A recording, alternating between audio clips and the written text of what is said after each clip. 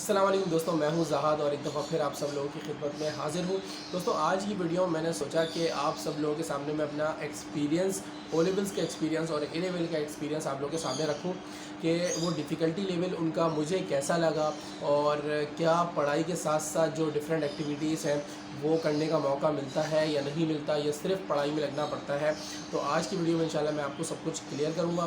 First of all, जब मेरा O level start हुआ, ओ लेवल के जो हमारा मतलब पहला साल होता है उसमें प्रिपरेशन करवाते हैं, उसमें कोई एग्ज़ाम्स वगैरह कैम्ब्रिज के नहीं हो पाते, बोर्ड के एग्ज़ाम्स जो है। उसके अलावा जो दूसरा साल होता है उसमें हमारे 3 सब्जेक्ट के एग्ज़ाम होते हैं, उर्दू, इस्लामियात और पाक स्टडीज़ का। अगर आप लोग किसी स्कूल या इंस्टीट्यूट से कर रहे हो तो, वरना अगर हम लोग प्राइवेट करेंगे तो हम लोग पूरा ओ लेवल अपनी मर्ज़ी से निकाल सकते हैं। अपनी मर्ज़ी से मुराद है कि हम लोग एक ही दफ़ा में पूरा ओ लेवल जो है वो क्रॉस कर सकते हैं।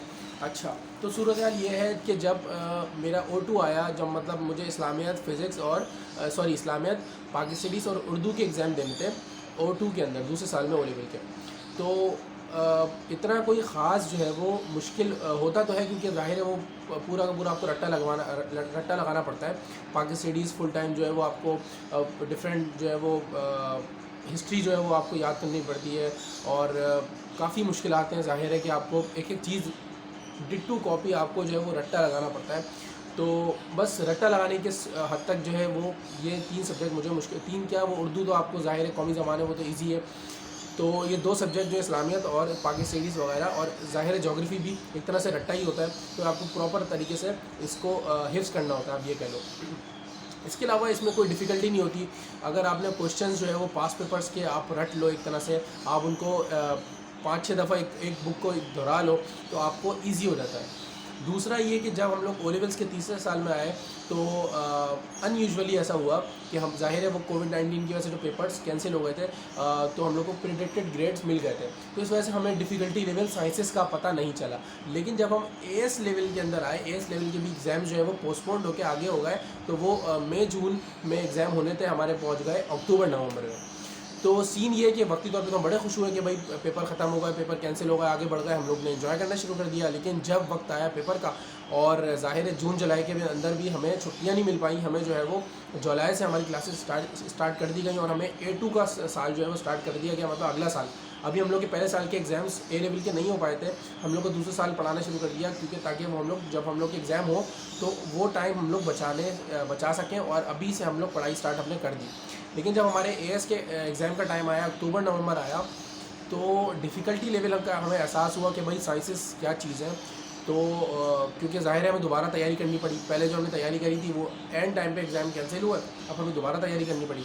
तो डिफ़िकल्टी लेवल काफ़ी ज़्यादा पता लगा हमें। उसके बाद तो हमारी रियलिटी स्टार्ट हुई जब हम लोग का आया महीना दिसंबर का। हम लोग नवंबर में जो है वो पेपर वगैरह दे के फ़ारिग हुए। दिसंबर में जब हम लोग छुट्टियों से जब वापस आए जनवरी के अंदर, तो हम लोग को ज़ाहिर है A2 का हमने, आप ये समझो, डिफ़िकल्ट तरीन साल होता है, जिसमें सिलेबस भी काफ़ी ज़्यादा लेंदी होता है, और काफ़ी वास्ट और डीप चीज़ें होती हैं। बहुत आपको जो है वो बहुत ज़्यादा स्टडी करनी पड़ती है।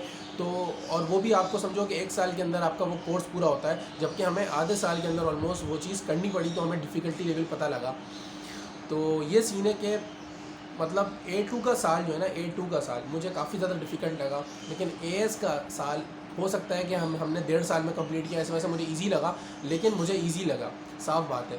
लेकिन ओ लेवल का जो तीसरा साल है ना, वो मुझे हो सकता है सब्जेक्ट ज़्यादा होने की वजह से मुझे मुश्किल लगा, लेकिन ओ लेवल का तीसरा साल मेरी नज़र में मुश्किल है एएस के मुताबिक। एएस मुझे इसलिए भी ईज़ी लगा क्योंकि मैंने एड मैथ्स जो है वो ऑप्ट की हुई थी ओ लेवल के अंदर। तो ओ लेवल की जो एड मैथ्स थी वो बिल्कुल ऑलमोस्ट एएस जो पहले साल की जो हमारी मैथ होती है एएस लेवल के अंदर, वो बिल्कुल ऑलमोस्ट सेम होती है। तो मुझे तो मैथ ना पढ़नी पड़ी और बस फिज़िक्स और केमिस्ट्री पे ध्यान देना पड़ा। इस वजह से मुझे एएस जो है वो इजी लगा।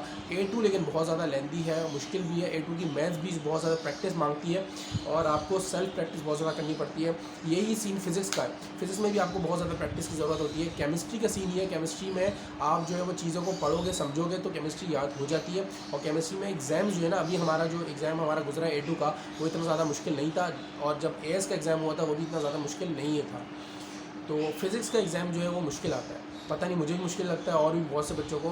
फिज़िक्स का जो सब्जेक्ट है वो मतलब क्वेश्चंस जो आते हैं वो मुश्किल आते हैं। और बाकी मैथ्स जो है वो AS लेवल की आसान थी, और A2 की थोड़ी मतलब प्रैक्टिस बहुत ज़्यादा करनी पड़ी। और मतलब मैथ्स प्रैक्टिस मांगती है, मुश्किल तो नहीं कह सकते मैथ्स को ना।